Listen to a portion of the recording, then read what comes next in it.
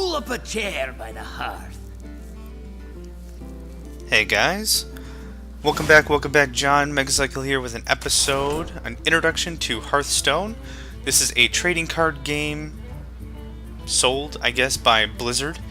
I don't know if it's sold because it is free to play.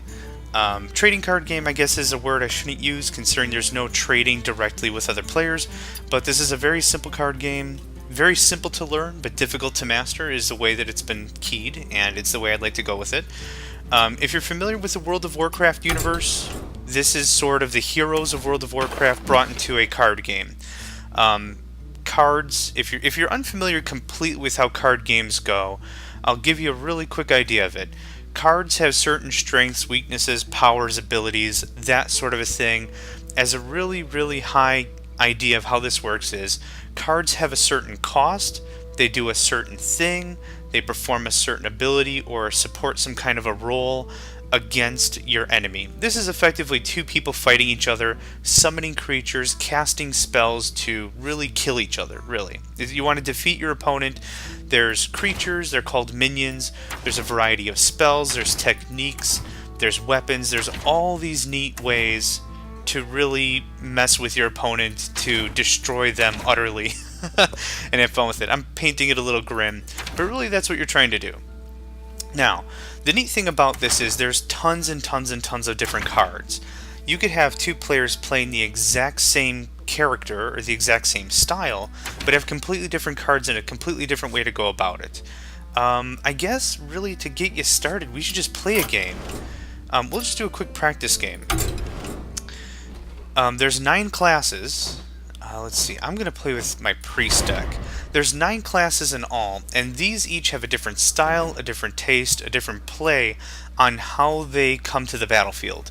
Each role or each class has its own cards specific to that class, but then they each have their own techniques about them. I'm playing as the priest this go round just to give you an idea how the game goes. Let's see, let's go up against the warrior. The priest, known for healing. The warrior, his key ability is going to be increasing his own armor. There's armor and there's life. We'll get to that as the game kind of gets started. So this is going to be kind of a trial by fire. Anduin versus Garrosh. Victory or death! The light shall bring victory. Okay, there's a coin that's tossed determining who goes first. I go first. You immediately get to choose of the 3 cards you have which ones you want to keep. With the colored gem in the upper left, these are all too expensive. And we'll get to the expense in a second here. We're going to replace all of those. It's kind of like a mulligan. 1, 1, and 3. That's far better. I'm happy with that. Very simply put, 2 people enter the battlefield. I'm going first. I get 1 mana crystal. The mana, or mana, however you want to pronounce it, is the blue gem in the upper left. That's what these spells cost. And the bottom left and bottom right are an attack and a defense, or a health. If it doesn't have that, then it's a spell, which has a very immediate effect. So we have Holy Smite and Thought Steal, which have their own effects, and then I've got 2 creatures. I'm just going to go through a turn real quick, because there is a timer here. But each combatant has 30 health, a special ability keyed to that class only, and then the battlefield here. So we're going to go ahead and summon the Shield Bearer. You shall not pass. Now the great thing about this trading card game is it's very informative. In case you ever forget an ability and you hold the mouse over the character, in this case Shield Bearer has Taunt. What does that mean? That means on the right, enemies must attack this minion. That's very handy because you can highlight almost anything that has that flavor text and it'll tell you exactly what it does. Now here's an example. Holy Smite. Deal 2 damage. Very straightforward. You don't have to really explain that. This creature has Taunt. It's explained there as well. I'm going to go ahead and end my turn. The opponent now will get 1 mana crystal, draw a card, take their turn. They did already. They skipped theirs. Now it's my turn. I drew a new card. Now I'm at 2 mana crystals. Now let's take this a little bit back here. I did mention Magic the Gathering. That's another trading card game. Instead of using red, white, blue, black, green as mana generation in that game, you don't have that. You just gain 1 mana crystal every single turn, so you don't have to worry about cards to produce your energy. So this keeps it very straightforward. Let's see, where else? Each deck only has 30 cards, or 25, because I played, I have 4 in my hand and I've played 1. I've got 2 mana, Nothing much I could do here. My creature has no attack but 4 defense. I can't do that. It won't even let me attack, even for fun, so we're just going to go ahead and skip our turn. Now, since he went last, or he went second, he gets a coin, or he gets a card called the Coin, which gives him an extra mana. He summoned a creature. No big deal so far. My turn again. Let's see here. We can do some fun things. We could Holy Smite. Thought Steal is great. I was going to say Paladin Priest card. Allows me to copy some cards from my opponent's deck. Let's see here. Let's beef him up. Oh, another Thought Steal. Fantastic. You know what? Poof. Every single time a turn completes, the mana crystals, we gain an additional one, and they're recharged. So I'm at 1-3. When it's my turn again, it'll go 4-4. He's choosing to armor up. Good choice if he doesn't have any cards he can play. Let's see, we have 4 mana. Let's go ahead and dump.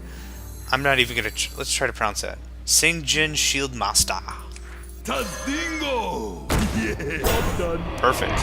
We have now 2 creatures with taunt, which means that he will not be able to attack me directly once he starts pumping out some minions. Just me and Mr. Bite.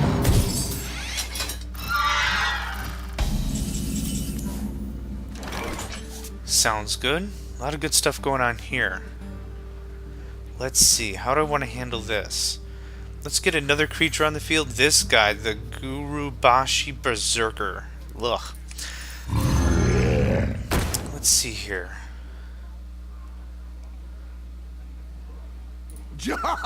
Man! Let's rough him up. Job done. Combat is very straightforward. You compare the 2 numbers. I should have explained that a little bit better, but I'll do so right now. The lower left is the attack amount. The lower right is the health. In Magic the Gathering, health is reset after every round. In this case, that's not the case. My creature is going to have only 3 health, even though the card started with 5, until I heal him. Now, I just attacked a creature. It was a 2-1. He took 2 of my health points. I took 3 of his health points. He only had 1. And actually, on the left side, we do have a bit of a review. So this is exactly what happened, and this probably better explains it. My 3 went against his 1, or my 3 attack against his 1 health. He died. His 2 attack went against my 5 health. I didn't die. I lost 2 health. Now I'm a 3-3. Hopefully that makes sense. Again, this is kind of designed for someone who's at least a little familiar with card games. I was going to say trading card games, you don't really trade in this one.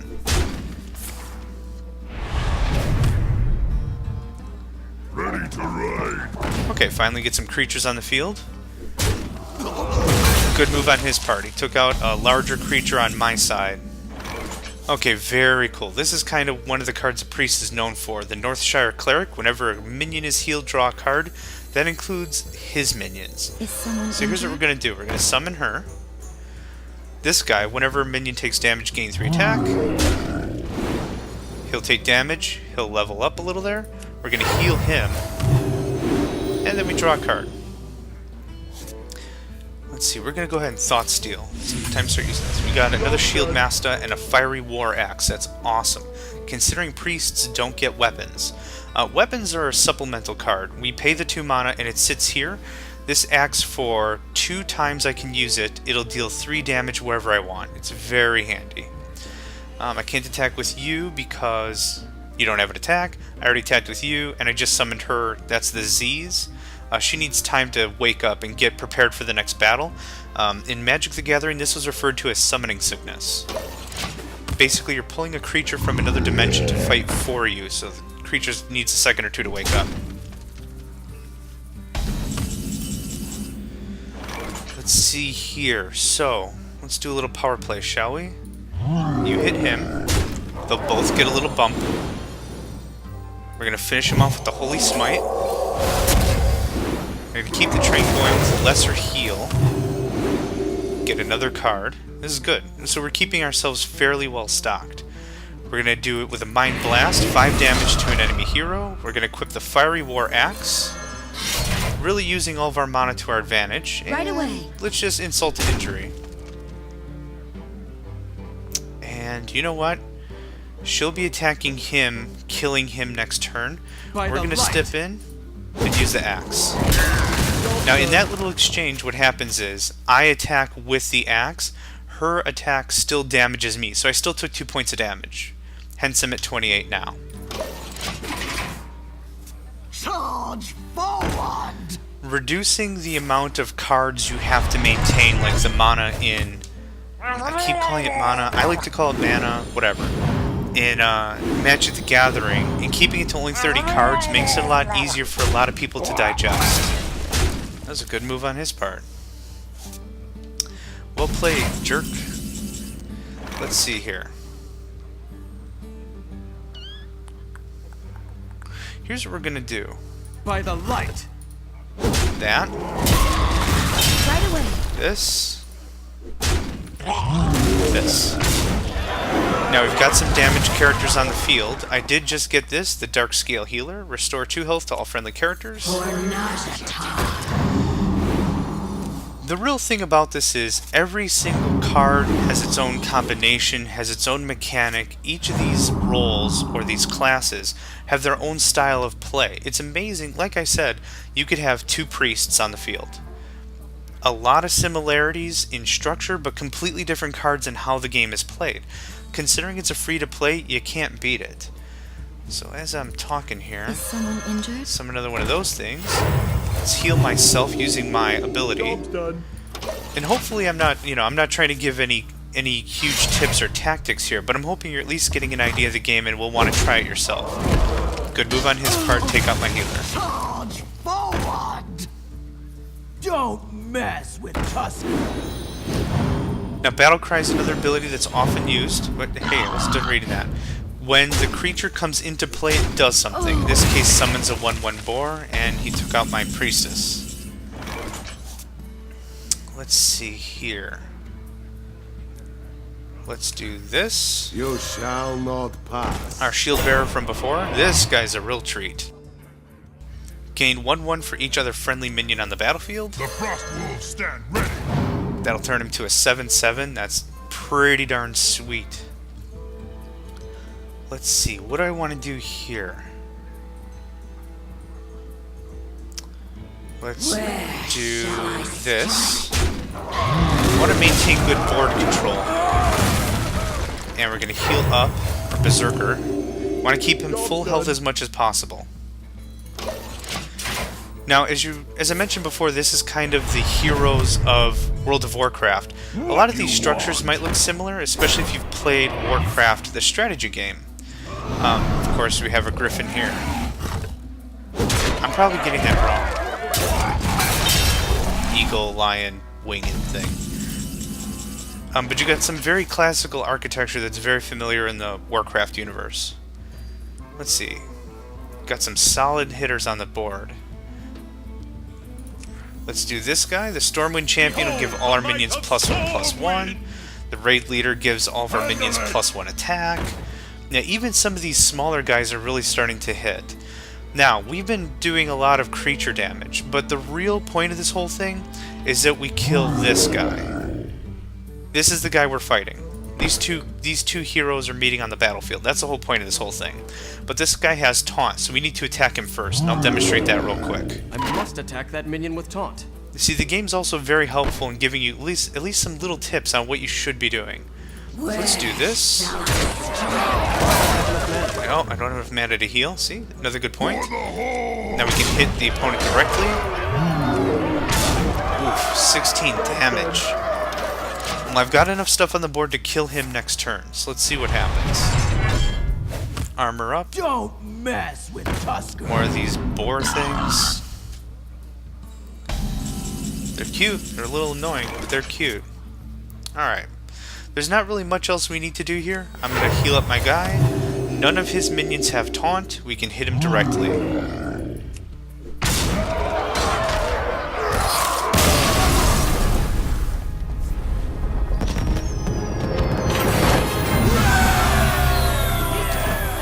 Now, I hope that made sense. It might not have, again, if you're not familiar at all with trading card games or card games in general, but that's about how the game flows.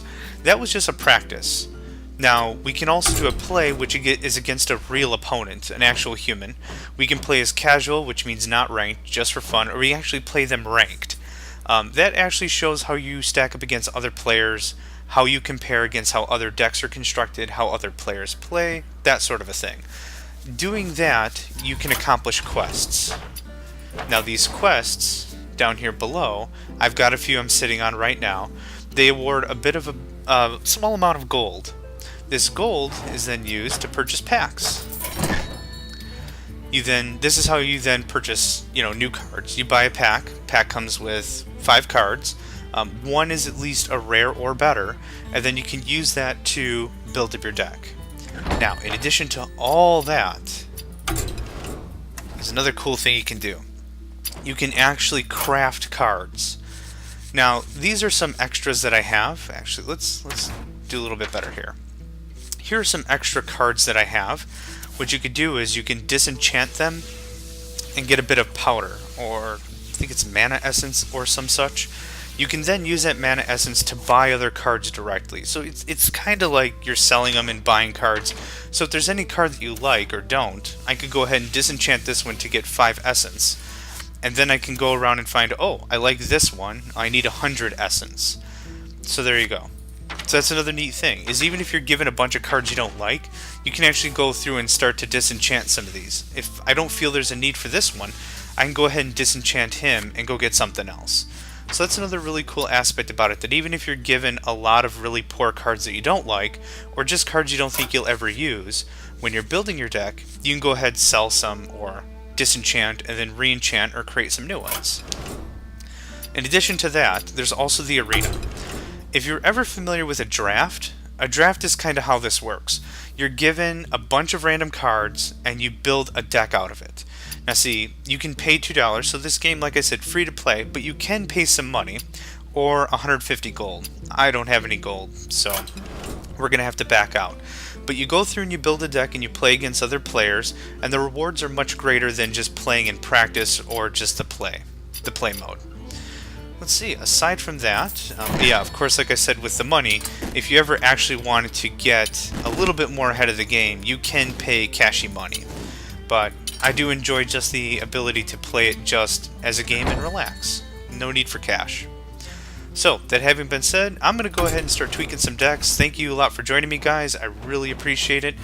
Feel free and check this one out. Free-to-play games that are of quality are few and far between, in my opinion.